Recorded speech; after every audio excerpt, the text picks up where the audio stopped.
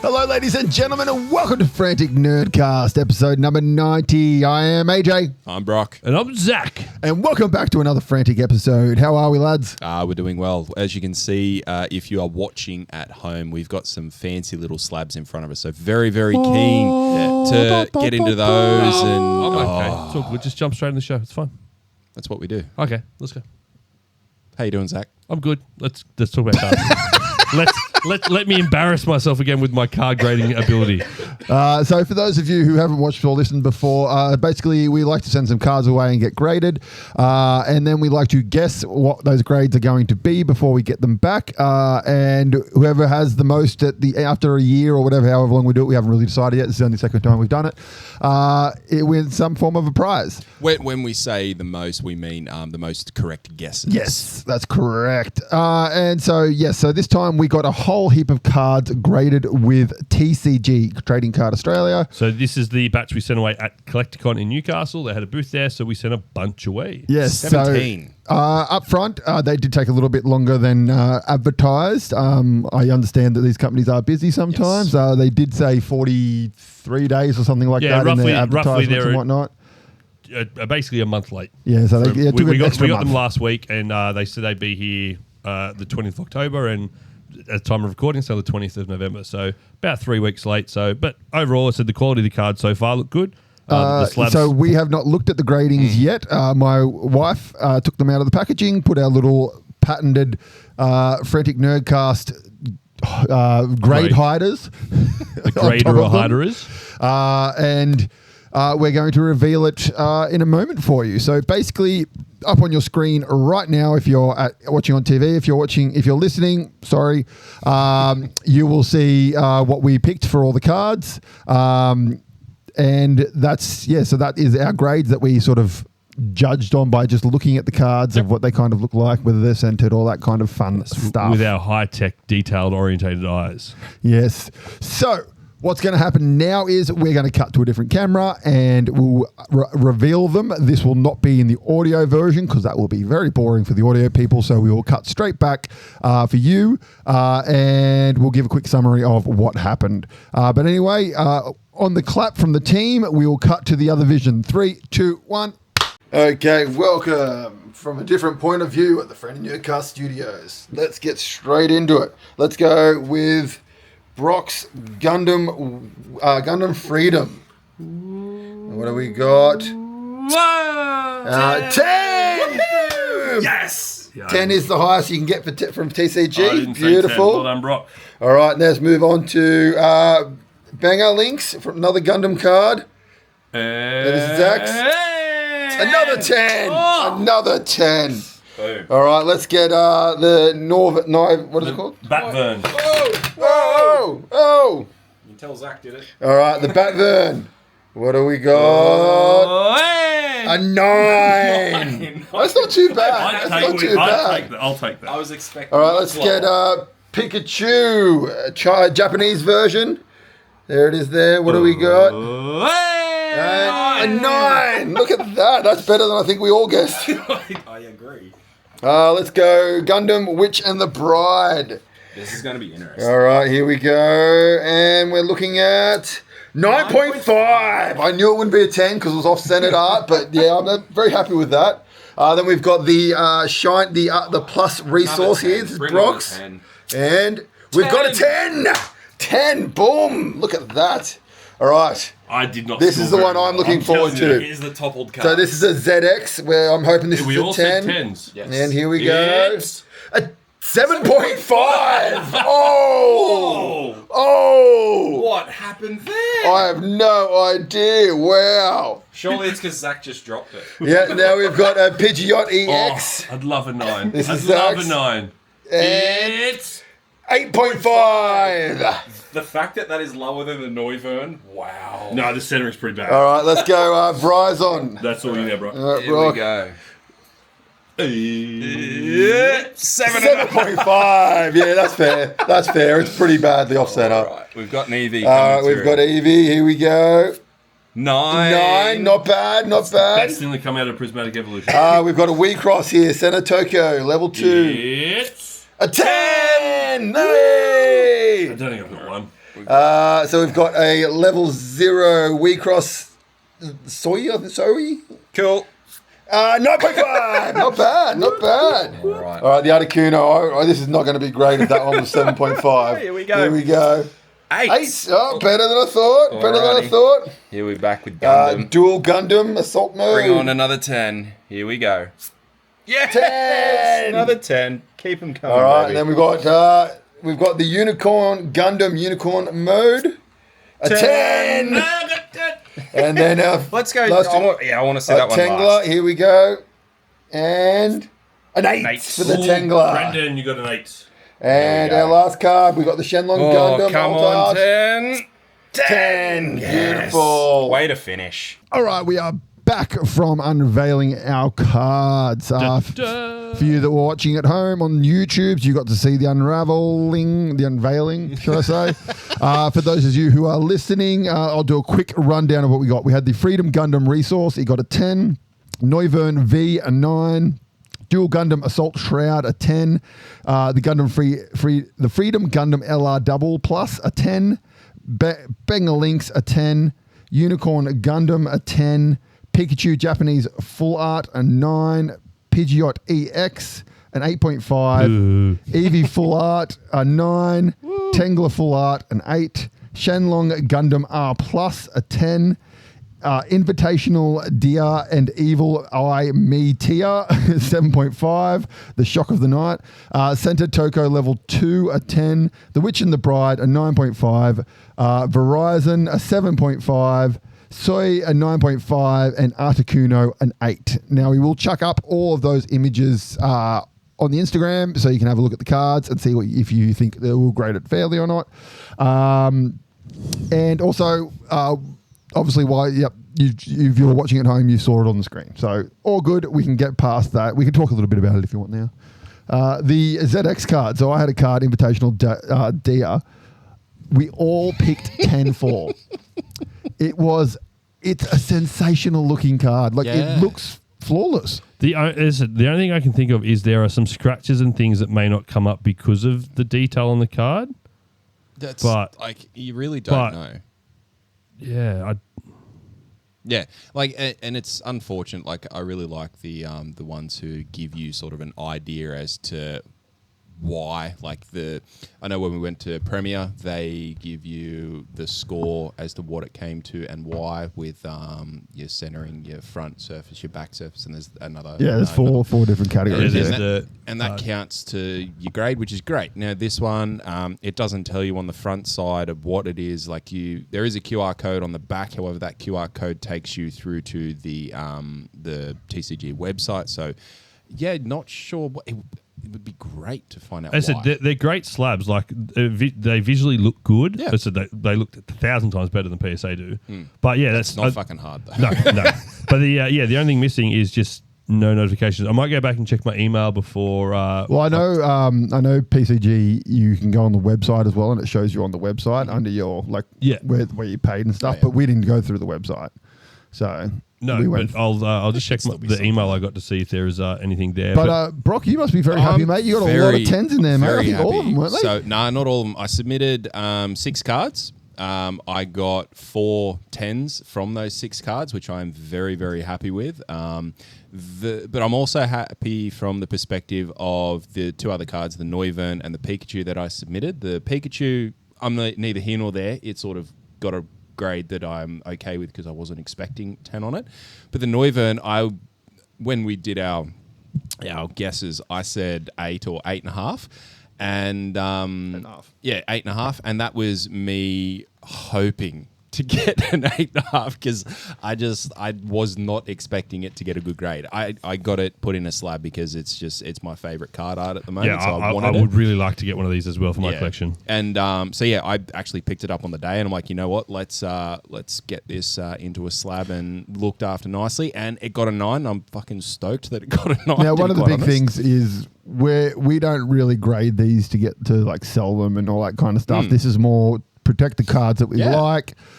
They look cool in there. potentially down the future, if we want to sell one, they're worth a little bit more money than normal.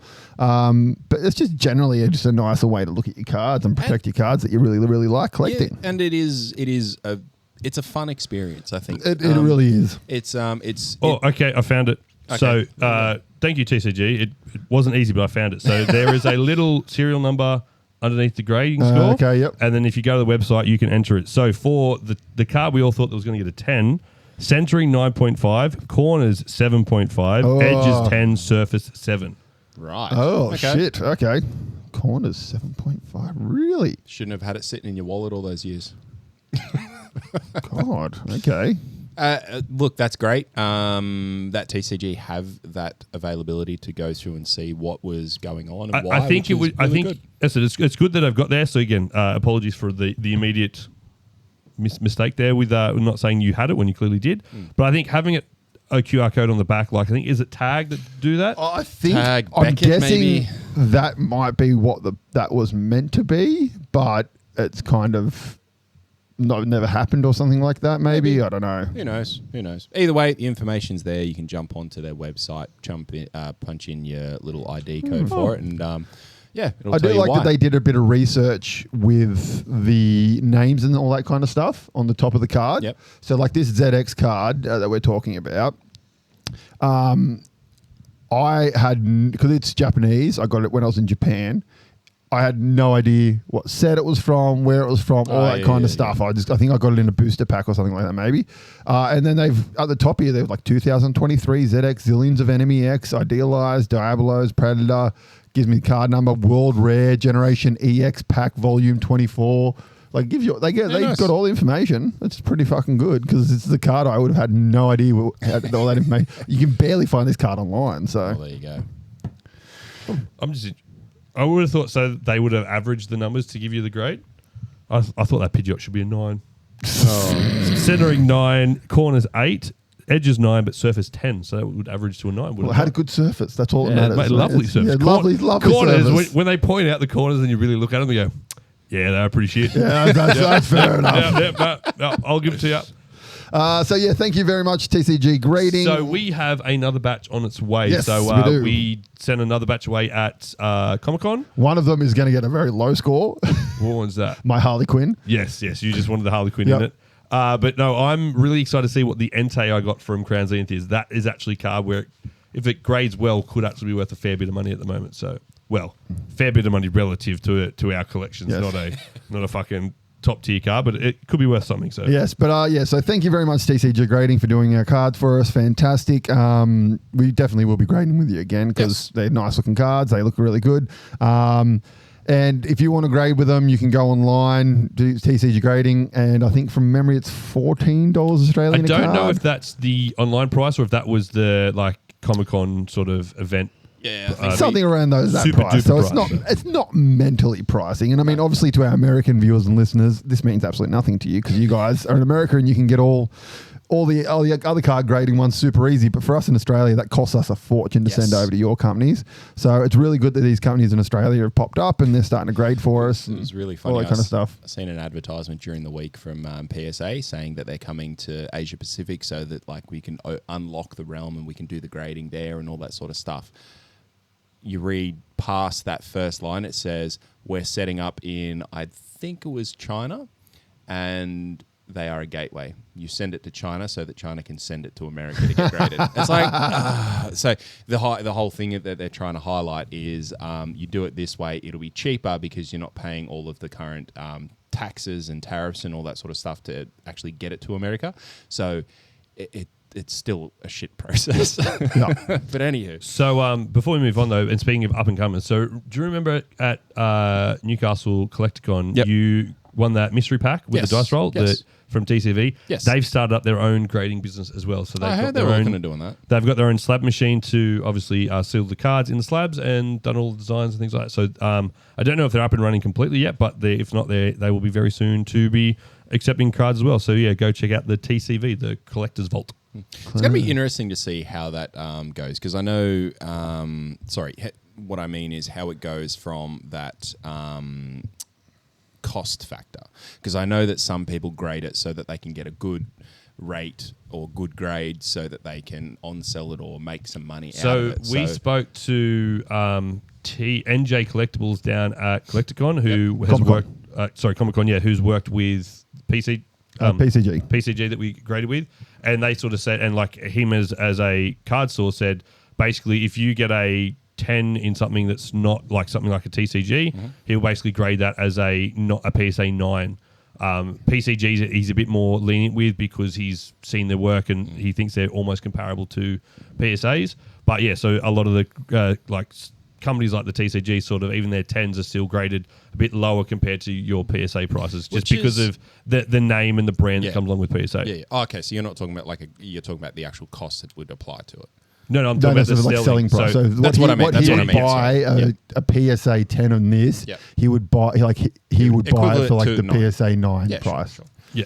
And that's and it's funny because that's purely a name Yep, factor. 100% a name factor. Yeah, I mean, I know that there's a lot of stuff going around about PSA and all the other branding company or grading companies that are coming out and doing what they're doing. And PSA's name, as I understand, is getting worse and worse. Oh yeah, they're atrocious. They very much, in my opinion, do it to on-sell themselves. Well, we spoke about it the other week, that vault thing that they got through eBay. Like they literally have said, you come and you do it via you put your card in through the vault or buy it via the vault and then you grade it with us and we'll on-sell it for you. It's like, of course they're going to fucking give it a 10. Like, Jesus Christ. But anywho, we digress. We digress. Thank you very much, TCG Grading. Awesome. Beautiful. Thank you very much. Anything else? No, I was going to say, I think so. Judging by how long this one took, we're probably another 2 weeks to a month away from getting the second. Did you do it with TCG as TCG well? again, yeah. All right, let's quick Pokemon update. How are we going, lads? I know we had a video that just came out on the weekend, which was fantastic. My acting is brilliant. If you haven't checked it out, go check out the Sunday Mega Recap. I will give you a nomination for Razzies. Hey, it's better than what you guys do. You guys just talk. At least I'm putting a bit of pizzazz into it, bit of humour. I've got to do something. I've been coming last this whole time. Like I need to raise my spirit somehow. Okay. But no, so the mega race basically for all three of us now. Basically, it's just ripping a few packs, but we're basically into the trading part of it now. So traded with Smog, Hot Hand Smog there for a bunch of the IRs that he had that he didn't need, and Brock's just on the same for him. Yep. Unfortunately, I took most of them. I was going to say you cleaned it out before I got to it. Sucks to be you. But yeah, so I know Phil's the same over there in old Perth. He's up to trading and buying those last few cards. So I think last count he needed about 20. I think I needed about 23, and then you needed about 40 odd, which is probably down to about 30-ish now. So I think from what I had 3 more than whatever you were at. Because I think you're just under 30 and I'm just over 30. I think at 23 now. 23 now. Yep. I must have been like high 20s then. But basically, like and at the moment, really, all that that Phil is ahead of us by is the builder deck promos, really. So because they're the cards we just haven't seen over here in Newcastle, unfortunately, at the moment. I had a bit of a look around to see if you could get them and buy them, just to sort of bring them in to the set, and they're not even easy to get. Like they're very US based from a purchase perspective. There's not many kicking around. No, and usually most people in Australia sell them for like $400-500. Yeah, and that's because most people that go into those because you get them at the pre-release events, they're going there because they want them, or they're getting them to scout them and sell them at ridiculous prices. So, but I do know so Destined Rivals obviously has been out for a while now. They've started to have their builder battles come out onto the market in general. So I know Target had a bunch of them, so I picked up 2 of them for Camden and his Destined Rivals set. So they're out there. We're just, unfortunately for us, they might not be available really to us in particular until the race is over. Yeah, probably. Speaking of cards, Avatar Magic the Gathering came out as well. Is that out, is it? Yeah, they had their pre-release last week, I want to say. See, I thought that it was next week. So no, so the pre-release probably happened last week, but the actual release will be next week. Fair. But yeah, so I've seen a couple of cards popping up online. They look nice. I mean, they look like Magic the Gathering cards, but they are some nice looking cool cards. I still haven't opened my Magic the Gathering packs I bought at Spider-Man. Yeah, Spider-Man one and the Lord of the Rings one. So, so the mega race took over. the Spider-Man cards that I've seen from Magic, some of them are incredible, but other ones you just like. Yeah. There's a It's like- Spider-Man box that's going for like $900 at like EB Games. And So, stuff like. so Because you get Magic the the Gathering collectors. do what the Star Wars one we were talking about the other day. They have their like premium edition packs, which are like $40, $50 a pack, and like they're 15 primo cards in every pack, and like the booster box for them is like $800 kind of thing. Quite ridiculous, but I've seen people buy them. Well, I went to a few stores over the weekend, and everyone had one of those. Didn't have any Pokemon, but had all of them. Yeah. The ETB should be out tomorrow for Phantasmal Flames. Yeah, I got to work out what I'm doing there because I got mine from Tactica out at Maitland, so it's a bit of a trek to start. I can with, hit up so- Emily because she obviously lives that way, and she's coming in this way a fair bit for my sister at the moment. So Well, let's see if we can work something out there, and then that way I can at least get some of them to start opening because I'm chomping at the bit. and then the last thing on Pokemon before we go is shout out to the Poker Grind Zone again. Yes. So they've hooked us up with Brock and I with new binders for the Phantasmal Flame set. Yep. And then always they. Oh, that one. Sorry, I thought you were waiting for the Poker Grind Zone picture to come up. I was like, wait. And they've hooked us up with the new releases for Phantasmal Flames and things like that. So go check them out. Super good delivery, and the packaging is always top notch. So 100%. Can't complain about anything with them. So go check them out. All right, on to something completely different. Tron Ares. I've seen something funny about this today where everyone's kicking around and going, people are finally realizing Jared Leto shouldn't act. And it's kind of like, well, I don't agree with that because I've seen him do some incredible things. I think he's just one of those actors who there's no in between. He either does really fucking well or he does really fucking bad. I think he's sort of typecast into his roles, and like when he branches out from those roles, it just doesn't do well. And the knock on from what I was watching in regard to that is this guy came out and he's going like, Jared Leto, finally everyone sees like he shouldn't be acting, shouldn't be doing anything, but you know he's got another role and you'll never fucking guess what it is. Skeletor when he comes through and does Masters of the Universe. And I thought, oh, that's so fitting. So I watched it on the weekend, last Sunday. Is it actually out or you went to an website? I went to a special website Cool. and watched it. I wasn't going to pay to go see it.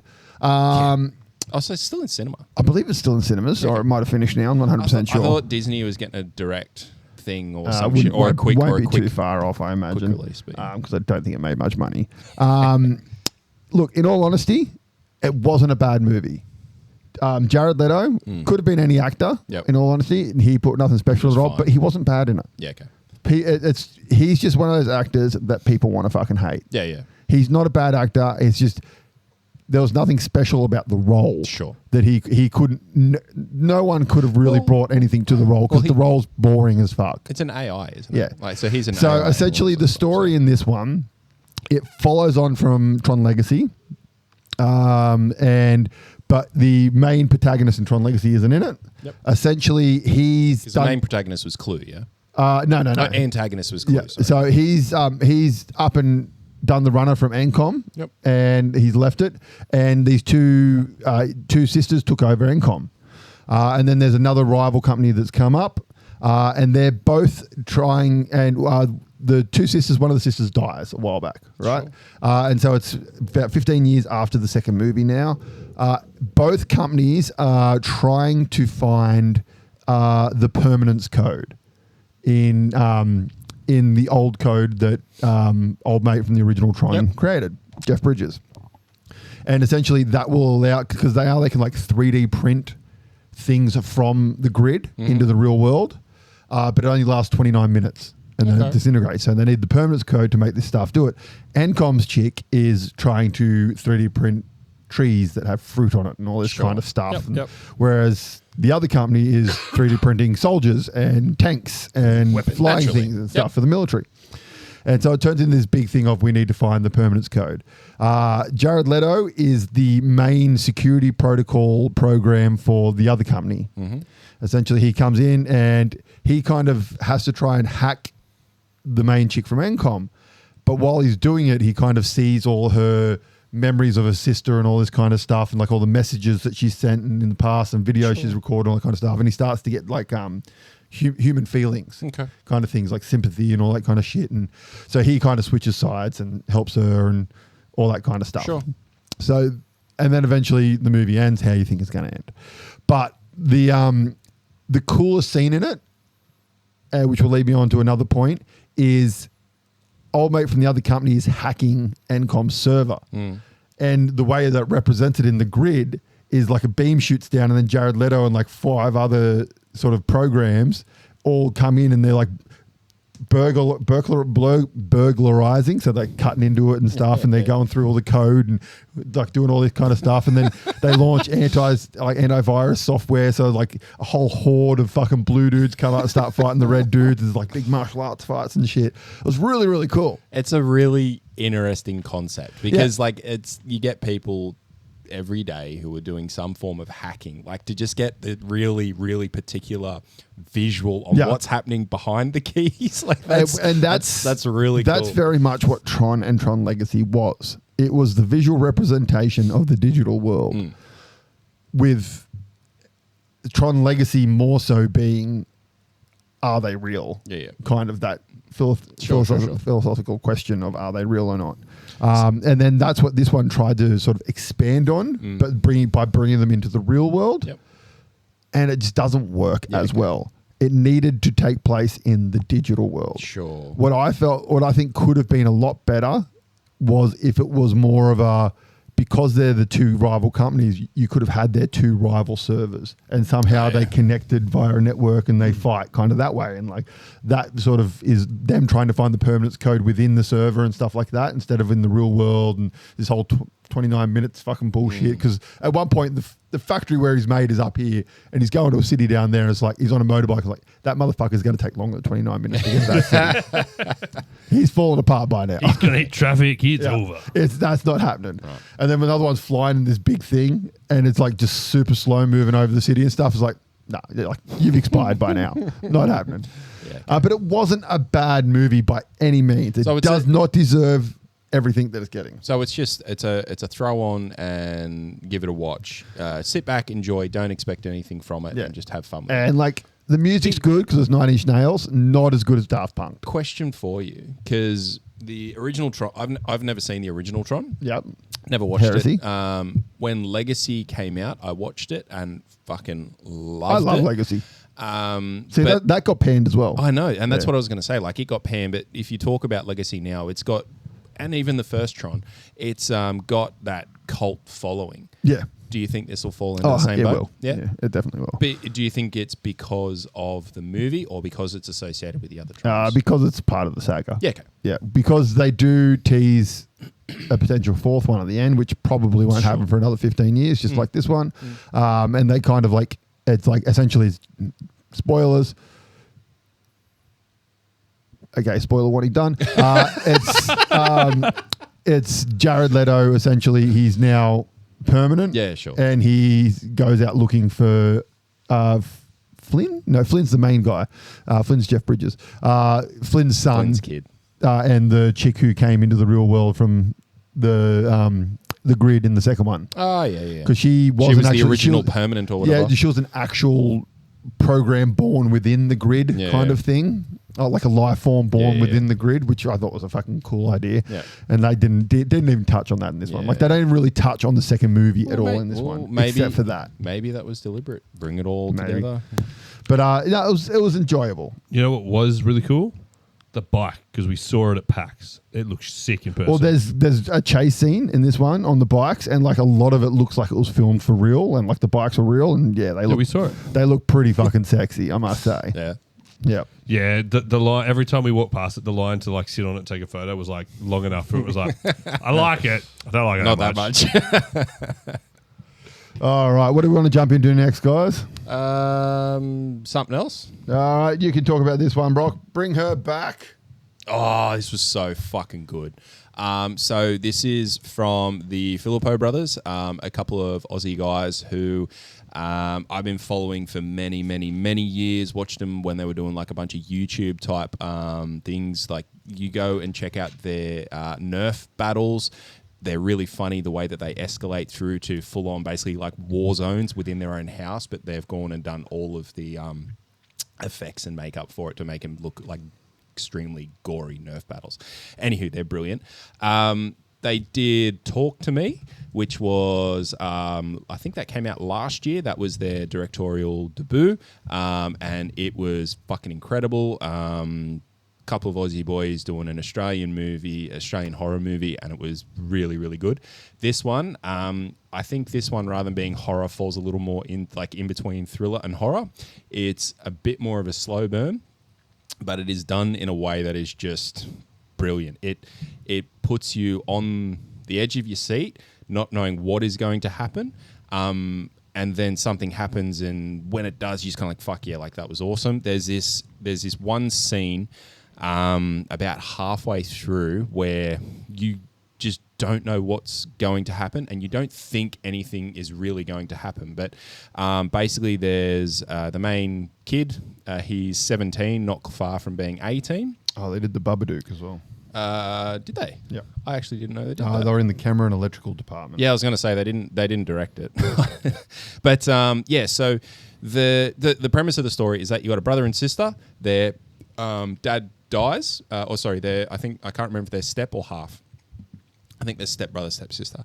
Their dad dies, and so they go into the foster system. They get put into under the care of a foster mum who's a bit eccentric. She's a bit out there, a bit odd, but not in a bad way. She's just a bit out there, a bit bubbly and all that sort of stuff.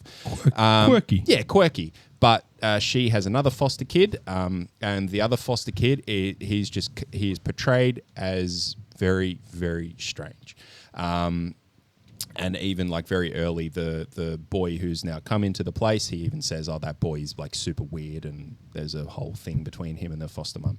But yeah, so foster mum leaves the house with the daughter. The daughter is blind, so they leave the house, and he's left there with the kid who's been there for however long. The kid who's been there for however long has been locked in the room, or locked in his room.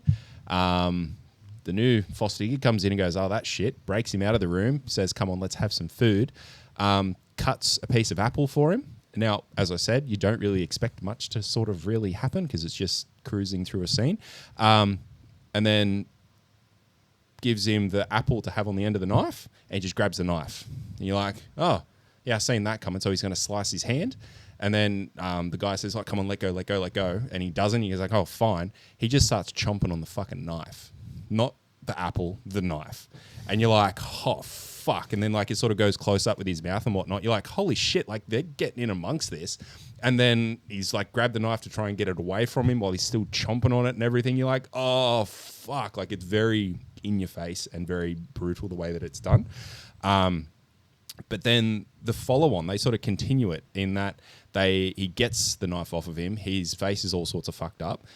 He starts taking him outside of the house, and outside of the house there's a white line. White line, you just assume like it's a salt line for that, so the demons and whatnot can't cross it. Gets across the line, and the kid just starts screaming and flailing on the ground and all sorts of stuff. And at this point, the foster mum comes back and she's like, "What's going on? What's going on?" And then the kid looks up and just sort of goes, "Help me." And then she gets him back over the line, and it just sort of continues from there in like him going in and out of like a possession and back to being the real boy and like, "Help, help," and and you're like, this is done so fucking well. And you were on your seat the whole time just wondering where this is going to go, what's going to happen, how's it going to end. And that's about halfway through the movie. I won't spoil the ending because you have to see it and it's brilliant. It is an ending that just hits so fucking well. It's not expected as to how it happens, and that's what these guys do really, really well. They go, right, we're pointing in this direction. The standard ending would be this. Let's fucking do something completely different. And it's told really well. It happens very well. It happens in a way that you don't expect it, and it's very sudden the way that it happens. Highly, highly recommend going and checking out this movie. It is probably going to be up the top there for me. For this Nice. Yeah, see, I don't mind swerve endings as long as they have sort of a purpose and are done well. Like a swerve for a swerve's sake is sometimes annoying. It is done in a way that it swerves heaps, but it swerves so purposefully and so fucking well that it is incredible. Highly, highly recommend. Beautiful. All right. Well, there's a good one for you if you like that. A24's Bring Her Back. All right. Let's move on to another movie. This one is a little bit behind because Zach is a little bit behind. This movie came out, 2 years this ago? was great. Yeah, this is great. 20, So, I think it was early. 2023. It was 23. So this is Ben Affleck's Air. So this is the story Yeah. of Michael Jordan. I didn't realize he directed it until I started to look into it. But, They wrote and directed it. but yeah, it's a great movie. So obviously it's one that I wanted to see at the time. I just didn't get to the movies, and it sort of just never cycled back around. And like as we've said before, you're starting to go, oh, it's a cool movie, but there's something else I want to watch at the time, and so I finally put it on. But yeah, thoroughly enjoyed it. Like Lisa watched it with me, and she was like, "I'd love to take this to school and be able to teach it in the classroom because it's done so well that it's entertaining, it's informative." But yeah, like some of the background of how the shoe came to be about was really interesting, and the fact that deal back then still has influenced deals today for sporting icons and sporting athletes. It was at the time it was considered one of the most stupid deals in history. Yeah. Kind of thing. And that's why I really like this movie because it was far more focused on that and how that revolutionized. Yeah, it wasn't focused on Jordan. Yeah, really it's at not all. about like you don't see Jordan. Yeah. Like you see It's the back his of it. mum. You see the back of Yeah, his it's head. all You every see his now and mum, you again. see his dad, and you see the actor that's playing Jordan. You only ever see the I think at most you might It's see a him profile. getting out of the car. Really, Yeah. is the main scene. I think there's like, And there's a couple of him sitting in like different meetings. in and the stuff. meetings and that. Basically, yeah. And that's it. Like, so the fact that it is so focused on just landing a some form of deal with Jordan, as well as others through the course of the movie, but also the fact, as you said, like this different type of deal that was done that was all around the shoe and the way that it has revolutionized from there. I mean, what happened in the 60s, 70s? 70. No, 70s? 80s. No, he's not. 80s, was it? Jordan's not that old. Late Couple of- 80s, I don't know 80s, my early 90s, I basketball. think it was. Yeah, it was. I think it was. I think he was coming up at the end of the 80s, and he was dominant through the 90s. That makes sense. But like for this, it's just the chemistry between all the actors on scene, like Yes. Matt Damon, Ben Affleck. I always forget Jason Bateman. Yep. Like those three guys in there were great. Chris Tucker. Chris. I forgot he was in it till I watched it. The guy that worked in the basement designing the shoes, he was brilliant. Like Yeah. the few scenes he was in. But yeah, it's just a good movie to watch. It was very. I thoroughly enjoyed it when I watched it's it. not. It's not. I said there's no action. There's no like outlandish scenes in there. It's just the process of how four guys, or one guy in particular, the Matt Damon character, brought about making the shoe. But also the way that it sort of focused in on some of the things that Matt Damon was doing. So there was one scene it was a very long scene, and it was Matt Damon on the phone to, I believe, Jordan's mum. I think, yeah. And just the fact that it is a phone call happening on the screen for so long, and to be drawn into that conversation was done so fucking well. And it's just a test to Matt Damon and the chemistry that they had. It was brilliant. But even just like the his persona and personality that came through in that conversation, like yeah, and it's like, oh, but we need this deal, and they're just like, it's just not going to happen. Like I'd love to say yes to it, but it's just going to happen, and he's just the dejection and like rejected feeling you get from him. It just poured off the screen. You're like, oh man, that sucks. Luckily, we know what happens because obviously it's history. But yeah, it was just amazing to see. But even the clip at the start where he starts watching that scene from Jordan's college game and just rewinds and just focuses on that bit is like it's just that's how it came, like that process of how it came to be, which is really interesting to watch. Yes, And definitely. my favorite thing about that whole deal that they did was the fact of the NBA fined him every game because of the color of his shoes, and they're like, "We'll pay the fine. It's I just love that If you wear them, we'll pay the fine." I love the fact that they didn't tell the owner until like they're in the meeting. Goes, oh, we'll just tell Michael how we know the NBA will fine him, but we'll pay all the fines. We will. Yeah, we will. Yeah, we will. Yeah. But and I said like Lisa couldn't get over the fact that he still makes like $400 million passively a year from shoes. Yeah. Like it's just ridiculous. Yeah, it's absolutely mental. But no, it's a very, very good movie. I believe it's on Disney Prime Prime. at the moment. It's one of those jump. movies that'll probably once its lease runs out, it'll pop up on Netflix again and stuff like that. So yeah, highly recommend everyone give that one a watch. it did make It's me want to go very back and enjoyable. watch The Last Dance. So if you haven't watched The Last Dance, the Jordan documentary on Netflix, I recommend go watch that as well. It's really, really well done. Really interesting. It was probably one of the first of its kind on Netflix, really, I think. Maybe I should watch that. I'd know when he was actually up and coming and playing. All right, let's move on to some news and rumors, shall we? Yeah, Oh, let's. fuck. Yeah, okay. Beautiful. All right, what do we got? I actually got quite a few this week, I good. believe. Carry the load, sir. Carry the load. Where are we on this device? Screenshots. There we go. Since last week. There we go. Sharknado original film is in the works for next year. That's right. Your favorite absolute bonkers horror series, didn't we say Sharknado, this is last getting week? an origin story. Remember. I think we said this. Did we say this last week? I think we said that last week. I can't remember. Okay. All right. Well, Zombieland 3 either aiming way, for a I'm good to see it. 2029 release. Huh. There you I go. didn't like the second one. I didn't mind it. It wasn't as good as the first one, but I didn't mind the second one. It was good. I think the first one was so good; it had a lot to live up to. So yeah, the second one just fell very flat for I me. thoroughly enjoyed the girlfriend. How like they send her off to die, and then like later on they see her in the truck. She's like, "Hi, hey guys." Yeah. Zach. Kohei Horikoshi, creator of Hero Academia, great show, is apparently heavily involved with the Netflix's live adaptation. So just like Oda is with One Piece, he's following suit. So that hopefully means the live action will be pretty good. All right, cool.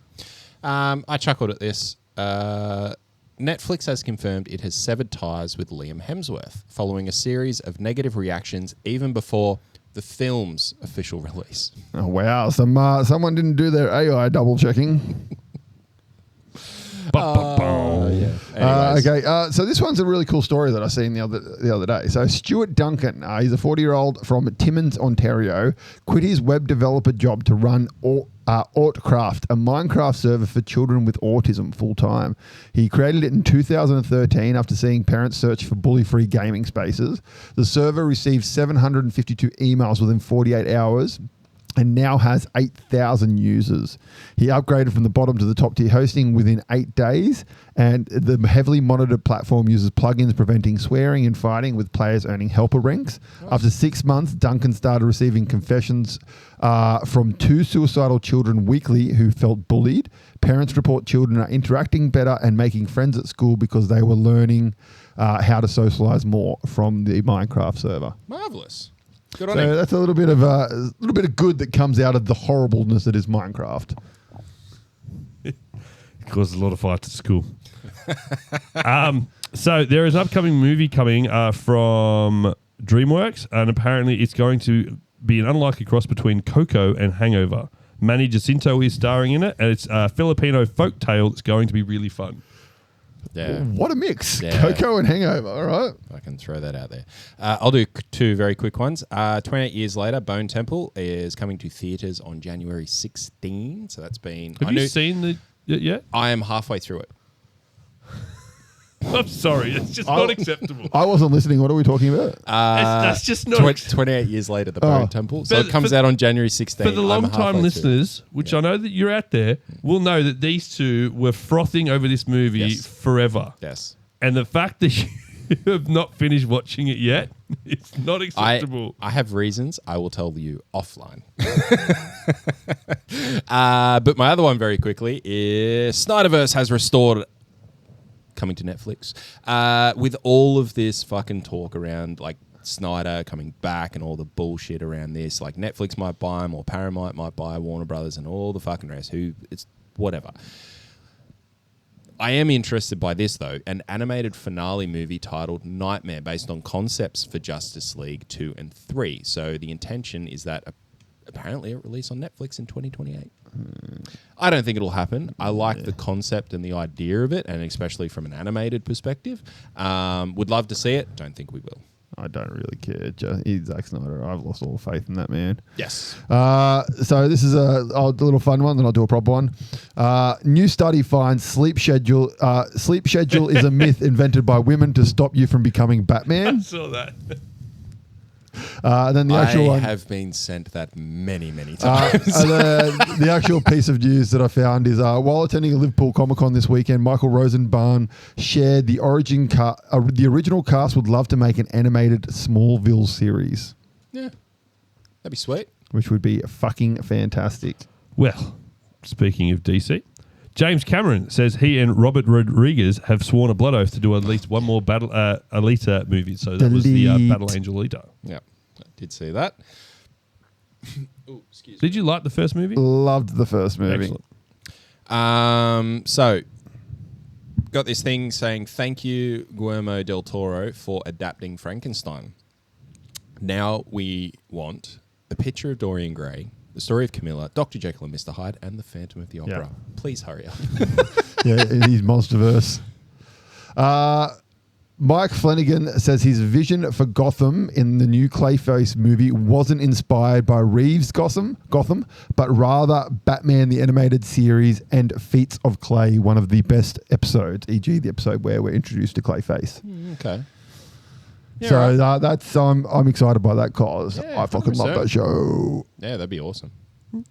How to Train Your Dragon 2 will begin filming this month. Yes, I did see that. Do we know how that ended up going? Did it end up being received well, the first Yes, one? it was. think so. It was received well. I think there was a couple of things that they're kind of like, oh, we didn't need to do that, but whatever. But it was I think it was the first anime adaptation of animation to live action that Actually went well. actually went well. Yeah, I think it was the first one that performed better than the original in the box office or something like that.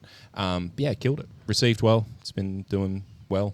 Yeah, well, this is like, I know we had I haven't seen it yet, but I know we had a few reservations just with how Toothless looked, but like that's a very minor thing in the grand scheme of the movie overall. So Oh, 100%. Like, and even from that perspective, like I think and we spoke about it, the difficulty that you have there is because the animation was done so fucking well, like you are bringing an animated dragon into like live action. So that I get how it was hard to We have different. the same situation with the Moana trailer. Exactly. It dropped this week, Yeah. and it looks looks like great. the CGI movie though. Yeah, I know. It just looks like the actual movie just was a real actor in one part. Yeah, exactly. So So we didn't see Rock; we only saw him from the back. But either way, like that movie will be, I think it'll be received well. It'll Yeah, it do should be, well. I reckon it will be. But whatever. I laughed at this because I can find absolutely no truth to it. Actor David Harbour, Jim Hopper, confirmed that he has metastatic lung cancer and is in critical condition. Pray for David Harbour.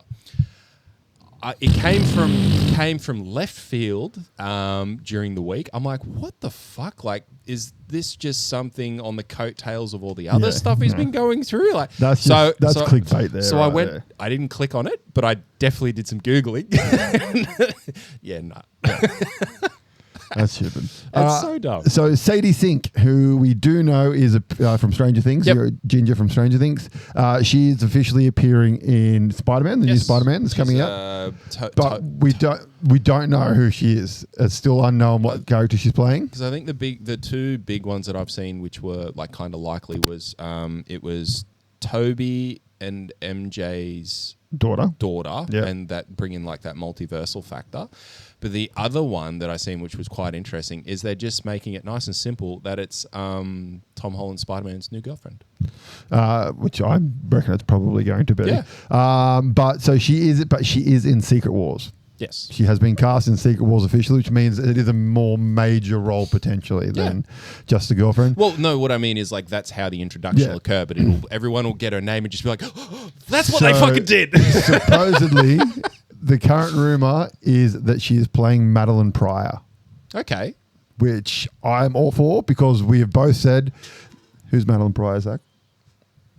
next question. We've both said that she would make a fantastic Jean Grey. Yeah, exactly. And if she can't play Jean Grey, who can she play? The clone of Jean Grey. Bingo. Like, and that will fucking work she's excellently. the clone of Jean Grey. Yep, she's in the cartoon. Got it right. So I think if that is the case, that'd be that'd be fucking cool sick. because then we get demons and stuff because she's, unless it's earlier in the life and still thinks she's the clone and not. Yeah. The I demon. think it'll be that, especially from like the age perspective that that thread that they're pulling out. No, I reckon that'd be sweet. That'll do really well. Just give it Jean Grey already. Well, if they're doing that, I mean, she'll play Jean She Grey kind as of has well. to play Jean Grey if she's playing Madeline Pryor. I think it's up to me. No, it's No, not. according to thousands of fans on Ranker, Harry Potter and the Prisoner of Azkaban is the best film in the entire franchise. Deathly Hallows Part 2 comes in second, and Goblet of Fire comes in third. Prisoner, yeah, Is because the that's third that's when the new director took over. Yeah, and so they Chris stopped being Columbus did the kiddie. first two, Yep. and then I can't remember who is the director of the third, but someone else took over. It's when they went a lot more dark. I 100% agree with that. I also, But in saying that, though, the series went a little bit more dark in book 3 as well. No, okay. yeah, it did. And I was about to say, like, the book is my favorite of all the books as well. I would probably still say the 4th is my favourite book. Goblet of Fire. Speaking of Harry Potter, old mate Draco actor, he started playing him the same character in the stage play. Yeah, so Tom Felton. Felton? He's playing himself, or playing Draco Malfoy, in Cursed Child in the Broadway production. Yeah. So he's, and then there was a cute moment where the guy that plays the dad in the played movies. Lucius Malfoy turned up to watch him in the front row for one of the shows as well. Oh, really? So, Yeah, and then took photos with him and all that kind of stuff. And he's like Sweet. said, super proud of my son, blah blah blah. More of a visual one, unfortunately. But have you guys seen the first? It's not photos unfortunately. Get on YouTube and subscribe. First photos of Link and Zelda for the Yeah. live action Yeah, I movie. saw that. Yeah, looks good. It looks good. Do we know who they are? No, Which I think is a good thing. Who are the actors? Yeah. Yeah, we can so- easily find out. so But I she- mean, No, I didn't. Obviously, we can find out who they are, but I don't think their names. No, like- not big names. She's been in some indie stuff. She was in a vampire film called the Flanagans or something. Oh yeah. That was the Scottish last one. year. Yeah. It's got Old Love that did Miranda's voice from Brave in it, and the ginger dude from Billionaires or Millionaires, whatever it was called. Like that. The Furleys. It was some weird name. And on the note of Zelda, I'll jump forward a bit here. So it has been reported that Darshan Lackman, I think that's how you pronounce the name, Australian actor. She was in Dollhouse, Agents of S.H.I.E.L.D., Altered Carbon. You would know her instantly as soon as you see her photo. She has been cast in an unknown role in Legends of Zelda. Okay. Or whatever the fuck they're calling it. Cool. And I've got so many, so I'll just do another one. Twisted Metal has been renewed for season 3. Fuck you. Excellent. I've got so IGN has come up with the 25 best Nintendo games of all time. Speaking of Zelda, so 25 Super Mario 64, Legend of Zelda: Majora's Mask, Super Mario Galaxy, Donkey Kong Bonanza, The Legend of Zelda: A Link Between Worlds, Resident Evil 4, Final Fantasy 6, Fire Emblem Awakening, Animal Crossing: New Horizons, Legend of Zelda: The Wind Waker, Pokemon Heart Gold and Soul Silver, Super Mario Galaxy 2, Metroid Prime plus Remastered, Super Mario Bros. 3, Super Smash Bros. Ultimate, Mario Kart 8 Deluxe, The Legend of Zelda: Link to the Past. Top 8, Super Metroid, Chrono Trigger, The Legend of Zelda: Ocarina of Time, I think that's criminally low, Tetris, Super Mario Odyssey, Super Mario World, and then The Legend of Zelda: Breath of the Wild is number 2, and number 1 is Legend of Zelda: Tears of Kingdom. No, Mario 64. Fuck off. Well, it was 25, mate. That's not right. That's fucking Your wrong. list is wrong. No, it's on my list. It's IGN's list. Ryan Coogler gives biggest Black Panther 3 update yet. It's the next movie. It's happening. The Pokemon Company has revealed their plans to launch the new theme park in Tokyo next year. The first ever permanent outdoor attraction located within Yomiuri Land, one of Tokyo's largest and most popular theme parks. Now, on top of this is probably a week ago they announced this, or 2 weeks ago. They've also announced that the first ever Pokemon theme park will not allow guests who can't meet a certain fitness criteria. Oh, I did see that. So according to the theme park's official song, guests who do not meet a certain age and physical fitness ability requirements will not be allowed to enter the Pokemon Forest half of the Poke Park Kanto. The park's official administrative policy says that any guest who plans to enter must be able to climb unassisted a stairway of roughly 110 steps. Those who are unable to climb the steps without assistance won't be allowed entry. That's okay. So it's not a high bar. No. I was expecting much more of a bar. The way all the ads, sort of all the like articles and stuff put it, it's like, oh yeah, fat people aren't going to be allowed. Oh no, no. Yeah. That's just if you can't walk up 110 steps, don't fucking bother. Yeah, I think they'll be fine. Just my own personal opinion. I spoke about the new Winter Rift on League of Legends. Yep. Looks sick. Your turn. Oh, love it. Hogwarts Legacy 2 could be an MMORPG, according to job listings. I will be all over that if that's true, because I didn't mind the first one. It's good. First one's good. The first one's good. The story, I personally needed more storyline, because the gameplay in itself, it's not that. It's good. It's not new. It's good for your average sort of or new beginner gamers. Like it's a good game to get new people in. Yep.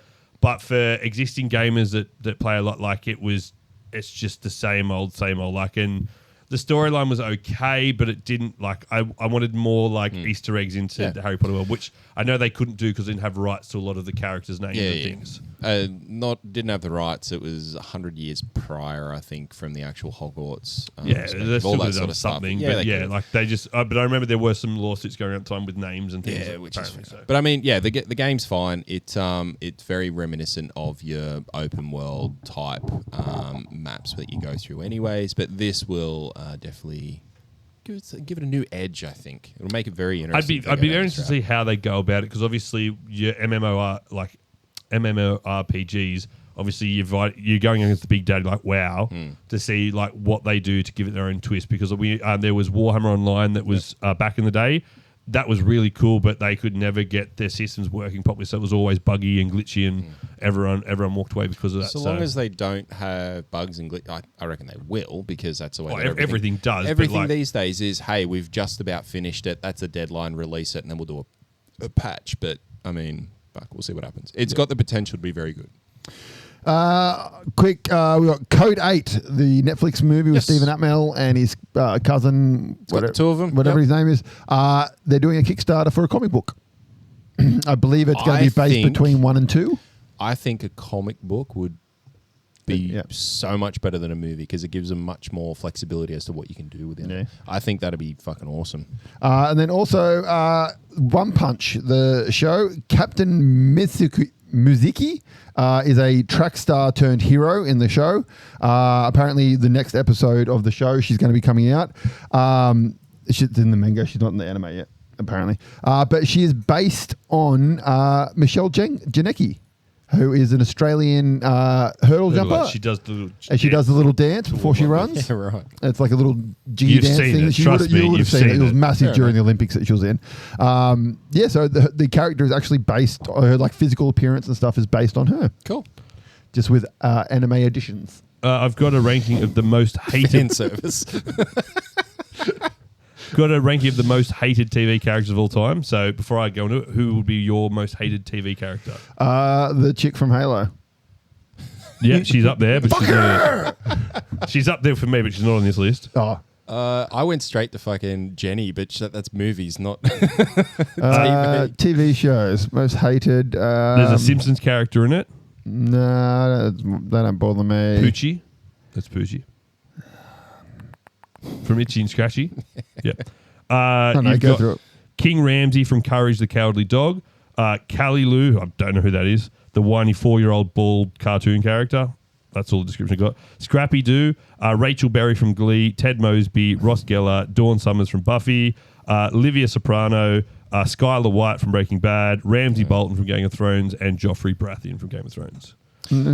See, it's an interesting. The Joffrey Baratheon ones are interesting because he's hated because he did it so fucking well. He nailed. Yeah. Where some of the others are up there just because they're annoying. Yeah, exactly. Just to feel a little bit old, but The Land Before Time was released 37 years ago. Yeah, I stopped looking at those posts. Amazon have announced that they are doing a new Stargate show. It's a new original series rather than a direct continuation, anything that has come before, in order to tell a bold new chapter of the franchise. That's how they described it. They didn't say it was a reboot. Yeah. They just said it is a bold original series. There is a prequel that is also out that I'd like to go and watch. So Catherine Oldlove that hooks up Daniel Jackson with the Stargate, who then unlocks it, which brings us to the movie and then SG-1. Yep. There's a prequel of Stargate her. Origin. Yeah, I haven't seen it. Yeah, is it good? I've got it. Yeah, it's pretty good. Yeah, I'm going to watch it. I tried to start watching SG-1 again the other day because I could really go for it. See, I love SG-1. It doesn't hold up well. I'm not surprised. No, it took too long to get past the Gould. Like, there's 6 seasons of the same baddie. Really, it's 8. It just took so long. But they're different. They're different Goulds all the time, and you have the replicators in there a little bit. It just took too long to get past him, and then like the last couple of seasons were fantastic when they had the Ori, and that was enjoyable. But Atlantis was the best show. Atlantis season 1 was a bit, but after that it really. The universe was fucking phenomenal. I'm still so mad. It only got the 2 seasons. Fucking such a good show. It was good. But Sam, so we had the Arc of Truth, the first of the movies following SG1, as I turned my torch on my phone. For ages, he was like, I know how you beat the Ori. I know how you beat it. You open the fucking Mega Gate, you put a replicator on the ship, and you send it fucking through. And he's been talking about this for years. Then we get the movie, and what they fucking do, open the Super Gate, put a replicator on it, send it through. He's like, fucking called it. They fucking stole my idea, man. He was going on about it for ages. So how much did he make? Nothing. My favorite part about the last couple of seasons of Stargate was Firefly got canned, so they took Ben Browder. no, they took Old Love from Firefly that played the hooker one. Yeah. No, but he's in it too. No, he's not Firefly.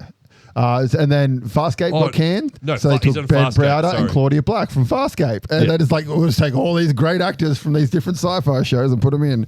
And one day we're going to talk about Farscape because that is one of the best sci-fi shows ever fucking made. I need to finish watching it. I've started. The Peacemaker War, which is the 2-movie finale that it ends on, so fucking good. I couldn't tell you how much I've actually watched of it. I don't think it did much, though. I've seen it, but the problem is I've seen like sporadic episodes mainly because like it was on at that awkward time at night where some weeks I'd stay up to watch it, some weeks I'd fall asleep. It's such a funny show for people of our age, though, because you watch it and the actors will pop up and you're like, oh, that's such and such. And that, like, young kids would have fucking no clue who these actors are, but you're like, you pop up, you're like, oh, that's Bert Newton's son, and that's this person, and that's this person.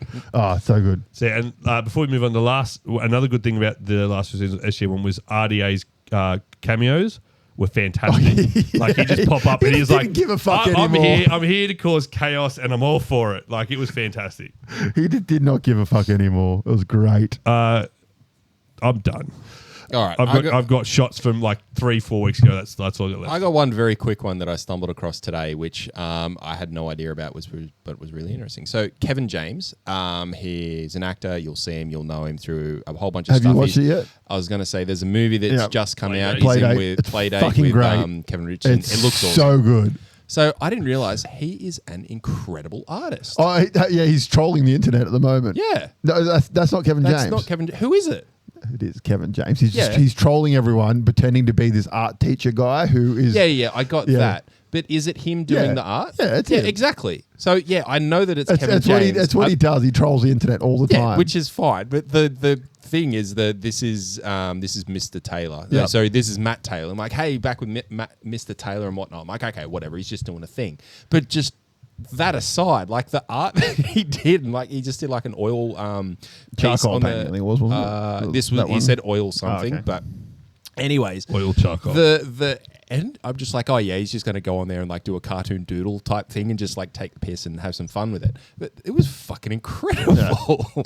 Anywho, sidetrack. I'm currently watching him in King of Queens again. So And mentioning fucking Alan Richardson, one thing I didn't know about him, he's recently released this little thing where he's singing on it, like a video kicking around on yeah, Instagram. he's a really good singer. He was on fucking American Idol. I didn't know that. That was before he was in Blue Mountain State. Yeah. So essentially, Playdate is essentially Reacher crossed with Thad from Blue Mountain State. Okay. He's just taken both characters and gone, and it's fucking amazing. Because I've seen the trailer for it and it just looks fun. So. If you go in expecting it to be fun, you're going to have a good time. Asher Angel, the kid who played Billy Batson in Shazam, is now the size of Shazam. He's buff as fuck. Oh, fuck. Yeah. He's buff as hell and could play Shazam now. And this one came out last week, I think, but it's kind of continuing on. So over in America, Super Sentai, which is what Power Rangers is based on, their latest series, the Black Power Ranger, has been replaced by the Yellow Ranger from the previous series because she got fired. And I couldn't for a long time find out what it was. She got caught underage drinking, allegedly. And so she got fired from the show, and they're just replacing her with the previous Power Ranger now. Wow. Yeah. allegedly, yes. And then George Very Clooney. pointless word these days. George Clooney has said that he would join The Pit in a heartbeat. So The Pit is a doctor show, which has the main actor used to be in the ER with George Clooney, and he's apparently said he'll join The Pit. Yeah, I thought so. Oh, Because I seen that and seen that it was, he would love to star in The Pit, and I'm like, those two, that's a shot from them in ER. I don't know what The Pit is. And then it kept moving. The Pizza Doctor show. Yeah. It's kind of a 24-esque take on an emergency ward, Yeah, where sure. it's like each hour is a different sort of Oh, that'd be interesting. thing. And Marvel confirms 2026 will mark a long-awaited return of S.H.I.E.L.D. Oh, okay. What that means, I don't know. Yeah, it kind of fucking went off the rails, that show. It was fine. It definitely went off the rails. The biggest but- issue with it, like, it can't be canon with the MCU anymore. No. It has to be a different universe, even though technically it was meant to be. When it started, it was the same They universe. could fix it. They just have to basically leave everything else but behind. there's so many things in it that they touched on that contradict at the MCU now. Secret No. Wars. Yeah. Done. It's got to be the answer to everything. Yep.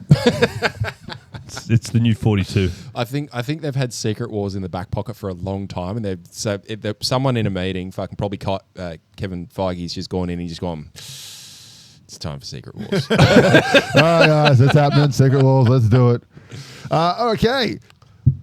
It's coming up to Christmas, ladies and gentlemen. Is indeed. And we're getting in early. Yeah, we Yes. are. Every year, we like to have a bit of a chat about some of the things that you can get for your nerdy or geeky friends, something small, something big, game-related or whatever. And we've decided to have a chat this year about stocking stuffers. I think we mentioned it last year as well, but it's a good one. Are we putting price list on stuff, or this is just presents in general that you can buy? in Presents in general. We're I was putting a size limitation on things. well, it's got to fit in a stocking. So I'm just it- checking. It doesn't emphasize how big the stocking is. Exactly. It's not a sack, it's a stocking. All right. Well, see, our family stockings are pillowcases, Right. which But- is a little bit different to your So stereotypical stocking. you can get doorknobs for your pillowcase stuffers. And All right, who wants to go first? I'll you go first. Oh, there you go. I'll Zach, go first. So the first one is it's a partially shout out to Master Trainers Australia.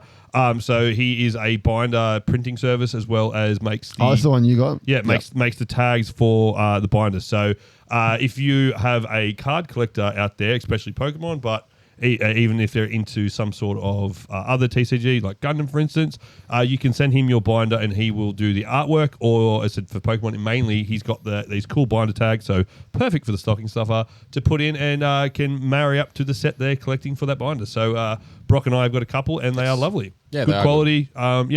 Can't say much more about them, really. They're fantastic. Awesome. For me, I'll stay in the theme of TCGs, but like you can't go wrong with just your single packs of anything. You get your Pokemon, which we're on the topic of now, but you go in everything. Gundam, you get your, if you want to expand into WeCross, probably not for your younger audiences, but there's still a good one for. But then you got some you got your One Pieces, your you One got your, Pieces, you your got your- Dragon Ball Z's, your Exactly, Yu-Gi-Ohs, all those exactly. sorts of things. So you got all them types of things. But one of the things that if you keep an eye out from, I know Pokemon do it. I'm not sure how many others do it, but they do the little binder folios that they come with, Yeah. and they're quite a good one for. That's what I get. That's what I get Bronx. usually. Exactly for your younger kids. Who, And also, the scalpels and stuff don't buy them. exactly. So you can get. It comes with a little binder. I'm grateful because it's all I can get sometimes. The binder typically has about 30 sleeves in it. You get a pack with it as well. It's just a cool little. And fun usually thing. they're like only like $3 more than a normal booster pack. No, so- it's not even that sometimes. Like usually end up being quite comparable. Or I know the last run of them before we got the Mega Evolutions, they had Stellar Crown packs in them, and they were Yeah. basically about $12. And Yeah. most places you're selling them the boosters for 12. So Yeah, I seen one. I picked it up for $11. The reason I did it is because I was trying to get one of the store promos. They no longer had the store promo, so I just got the pack anyways. Suck, I got one. So my one is a little bit out there. Yep. This is a fun one. This is for collectors. So if you've got a collector person in your friends, like your partner, your children, whatever. Collectors, myself mainly, like I still love buying DVDs and Blu-rays and all that kind of stuff. More Blu-rays so these days, because they're not a thing very much anymore, and people are trying to make space because they take up a lot of space and all that kind of stuff, and they get rid of them. Go to the op shop, and you will find so many cool fucking Blu-rays and DVDs and stuff for fucking nothing. So you could stuck that stuffing tight. I don't know what I just said, Stock but to stuffer. you could stuff it full of so many Blu-rays for a collector. At least we know why you have pillowcases now. Yeah. That is one of the sad things with Christmas there. So I know back when I was young, my dad would always buy me, my sister, or my two sisters, a DVD or a video originally, and then it obviously morphed into the DVDs, and it was always cool to see what you would get. So yeah, DVDs were always a cool thing back in the day to get like, oh my God, I got this fucking movie to watch now. I know we've had internet go down multiple times, and you sit there and you're like, "What the fuck are we going to do?" It's like, "Son, let me show you little shiny plastic that you put in this thing, and it plays a movie." To be fair though, your internet, I'm surprised it ever goes up, let alone goes down. I've seen like an extension of that. I've seen young families like to doing that nowadays to try and remove that element of so much choice with your streaming services. So they'll go, righto, let's go down to the op shop or go to wherever. Here's the DVDs. Pick one and we'll go home and we'll watch it. And it's a pretty cool concept. I thoroughly recommend it. Head to an op shop or what do they call them in America? Thrift store. Thrift stores. Head to your thrift store and get yourself some cheap ass fucking Blu-rays, man. And like you can buy so many. And there's a lot of times I found like special edition ones as well for like $4 or $5, which if you were to buy it brand new would have been like $50, $60 kind of in Australia. And you can get them fucking. What did cheap I buy you for that? Was it Robotech? You got me the Robotech DVDs, yeah. Yeah, I walked in a op shop looking for books for my wife's classroom and walked out with $50 worth of Robotech DVDs. Yes. So funnily enough, you realise after I got them, I realised I already had them. That doesn't surprise me at all. You're AJ, everyone else runs out of space. AJ just seems to have a black hole of things. So my next one, it'll be my last TCG related one, but penny sleeves. Yes. They are a very fundamental part of anyone that wants to collect cards. Having them just protects them. It's why a lot of these cards some of us have had them for a while and they're still in reasonable condition because we put them in penny sleeves before we put them in the binder because we want to practice good binder behavior here. Exactly. The DPM quote there. But yeah, so penny sleeves, they're relatively cheap, but very, very valuable and helpful for any collector. That also goes for board gamers as well. So most board games have poker-sized cards in them. So for those you don't know, penny sleeves are essentially just cheap sleeves. They're called penny sleeves because they were $1 a packet in the US. So a penny a sleeve. Basically, they're only for poker-sized cards. Playing cards. Playing cards. 2.5 by 3.5 inch cards. Then they're just cheap as shit over in Australia. They're $2 a packet. Yep. Good Games have their own range of them, and I buy a shitload of them because I have a shitload of games. Yeah, I did my first order through Timo for some. I was like, I'll get like 2 packs. That should last. But I was like, fuck, I'm out. Yeah. Next time I was like, I'll get the 1,000 pack.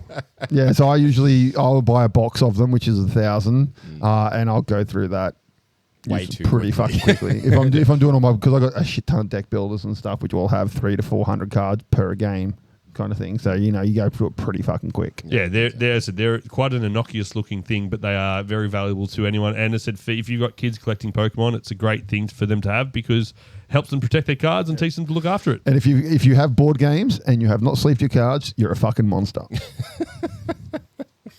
Well, look, let's continue the TCG theme. Because why the fuck not? Playmats.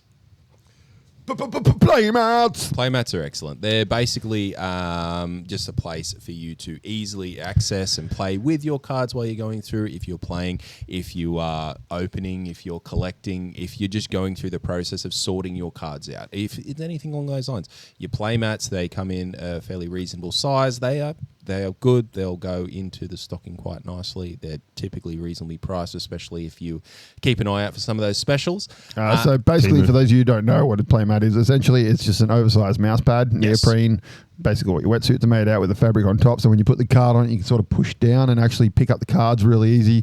Nice pictures, cool art. So usually you can have the art that goes along with the game you're playing. Yes, you can buy them off Temu, usually for like $9 a mat. Most of that art is stolen, but... I also got some Frantic Nerdcast ones from Temu, and they were still like $8 or $9. Yeah, they're nice. So and it worked out quite well. Yeah. They're really good. I highly recommend that. I've got lots of playmats, and we'll continue to buy more of them. My next one is another very nerdy thing. This is will be more on the pricier side of things. But mine is a custom rug.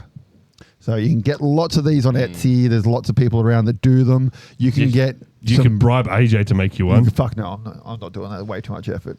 I make them. I've made some before. You've probably seen my Gundam one a while back on the Instagram, I believe. He made the Frantic Nerdcast logo. Yeah, that one's atrocious. That was my first ever attire attempt. Just so bad.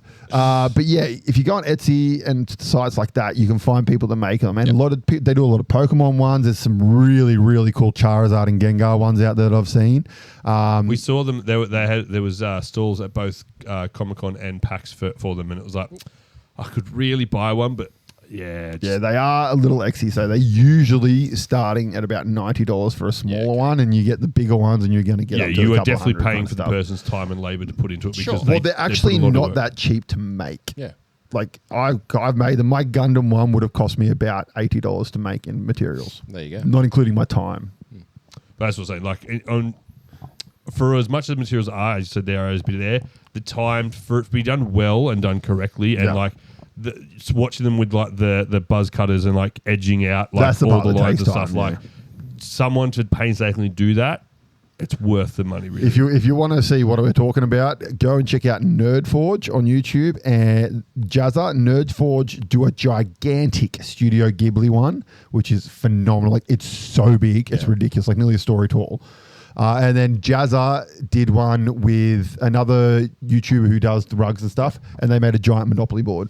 That'd be sick. my mother would love it. Sorry, Mum, you're not getting it. What do you got? Oh, you did the math. So I'm going to go something that's in the middle, really pricey. Definitely can get expensive though. Lego kits.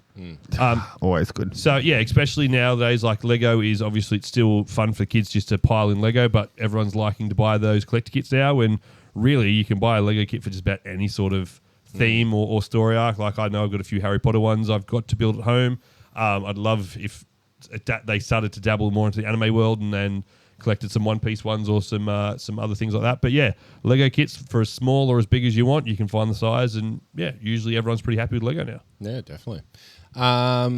Next one from me, there's someone I follow on Instagram. It's Ego Art by Viren, I think it is. I'll find out exactly what it is and put it on our socials.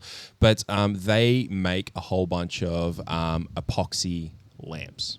And they can range from quite a small price up to quite a big price. If you go through some of the back stock that they've got, they'll get rid of them a bit cheaper and whatnot. But they are majority just nerd type, pop culture themed, and they are incredible. There's an awesome one where it's Goku down on the ground. He's just doing the Kamehameha up into up through the epoxy, and it's got the light that sort of just shines up through it and whatnot. Whole range of them, ranging from your animes, as I said, Dragon Ball. There's Pokemon all through them. All of that type of pop culture stuff. They're an awesome thing to go on to anybody's desk, ranging from young to old. All right, well, my next one, I don't know where I've seen these. I'm pretty sure it was like an Etsy person or like Facebook Marketplace or some shit. But basically, they are a book cover that goes over your D&D player's handbook. So I know there are some official ones and they're shit. These ones are like beautifully made leather things, and you potentially slip the front and back hardcover inside of it. Yeah, okay. And then they got beautiful buckles on them and stuff like that. And like some of the ones I saw looked fucking outstanding. It makes it look like grimoire. And it looks like a grimoire kind of thing. It just looks really, really nice. And it takes your standard cardboard fucking player's handbook or monster's handbook, whichever you want, and makes it look like a different piece of like an artwork essentially on the D&D table. Okay. And then, and it's just fantastic. And I'll kind of combine another one with that to buy some fucking dice. Well, that was going to be my next one. So beautiful. Well, there you go. You can do it. Well, I said die sets because I said you can, again, it's something you can be as cheap as you want up to as expensive as you want with the quality. But then I'll throw that in there with you can get some funky dice mats and things. So like your dice boxes. So I know we've given one out to our friends we met in PAX over there. So they've got our Frantic Nerdcast dice box. But yeah, I think it's a cool thing. Kids use it for all sorts of games. If you're a Warhammer related person, you'll love a nice little dice box to keep everything nice and contained. But yeah, dice. Everything dice related for any sort of war gamer out there or gamer. They're cool and an essential part of the hobby. Yeah. Last one for me. You can't go wrong with pop vinyls. But the one that I will say, you will be next year. You will be. No, that's what I mean. So Go out of stock and then primed. but not necessarily the bigger ones and whatnot. The itty bitty pops, they're awesome. They're like really tiny, small scale ones. They can range. They're actually quite cheap to purchase. You can get like just individual ones, or you can get like little. I think you get like sets of 4 where you get 3 that you know and a secret 4th one, and they actually come in like a little display case as well, and they're still like quite cheap. I think I picked one up for like $15-20 or something like that a little while back. So yeah, itty bitty pops. So I'm kind of going to be on the same train as you there. I only discovered these the other day. Yeah, no, not those. These other things I'm going to talk about. So these are called blockies, and they're Transformers mystery box toys. And there's different price range versions of them. So there's like a $3 one, there was like a $10 one, a $20 one, and a $30 one kind of thing. And I bought the $3 ones and put them in the cupboard for my son, just as like I got you a present kind of thing when he's being good sort of thing. For $3, they're great. And then they also release model kits, which are very Gundam-esque, come on a sprue and you put them together. That's the Optimus Prime one there. Pre-paid. Is that where they came from? Yeah, that's it was like $21 or something like that. It was a fucking bargain. But yeah, I recommend the $3 kits. So I think they're up to like set 5 or something like that, set 6. Yeah. There's like 1 in 144 chance of like the primo ones and stuff like that. And then I think all the standard ones are like 1 in 12 kind of thing. But yeah, no, they're really good, and they're like $3 or $4, something like that. And if you're in Australia, Toymate have them. Yeah, highly recommend it. Cool. All right, my last one is not actually something physical and tactile. It's riot points or any sort of digital currency for the game. So I know, except for Robux. Fuck you, Roblox. Yeah, no Robux. But like I know, game cards for things like WoW back in the day. Now riot points for League of Legends. If you're looking to give someone a gift card, give them something a bit more unique to what they play. I know I'd love a few Riot Point cards, so I don't have to buy my own skins. You can buy my skins for me. Hint, hint, nudge, nudge, wink, wink, Lisa. But yeah, like they're something different. But they said like if you're not sure what to get, but you know they're into a game, something like that's pretty easy for them to get. And that's me done. Cool. Okay, so there are our Christmas things. Speaking of the end of the year, Christmas time, we will be going on a break at some point around Christmas. We haven't decided what date yet, but we will. On our last 18th, I think we said. On our last episode, we will be doing our top 10 list for our movies and TV shows, as we have every year so far. And then next year, we will be doing our most anticipated for next year. So no, we'll do our anticipated this year, and then we'll do our best of next year. We'll decide. Well, I mean, there's 2 episodes we could do both. Well, no, one's this year, one next year. You got to leave anticipation for the people. Don't push your luck, mate. This is how we plan our podcast, by the way. This is it. Don't push your luck, mate. We can still fire you. Hey, I do social media. I'm useful. Other than that, guys, anything else you want to say before we bugger off? Nah, let's skedaddle. I said we'll take photos and post them online of our graded cards so you can see if we got good grades or if we got scammed. Yep, pretty much. Thanks, TCG. Thank you very much for watching, ladies and gentlemen. Until next time, one thing. Shout out to Mr. Stanford who got our giveaway. He opened it. We will be in touch about hopefully posting his video of his pack openings. But he's repping the Frantic Nerdcast hat already. So thanks, mate. Beautiful. Thank you. All right, we'll see you next time, guys. Stay frantic. Bye. Hey, guys. Thanks for listening to Frantic Nerdcast. You can find all our latest news and information on Facebook or at franticnerdcast.com. You can find us on Instagram at Frantic Nerdcast. Find AJ at Weird Art by AJ. Find Zach at Frantic Kaz and myself at Frantic Brock. Please make sure to head over to our YouTube channel and subscribe for more YouTube-only content like Sequelize It and Plays Games.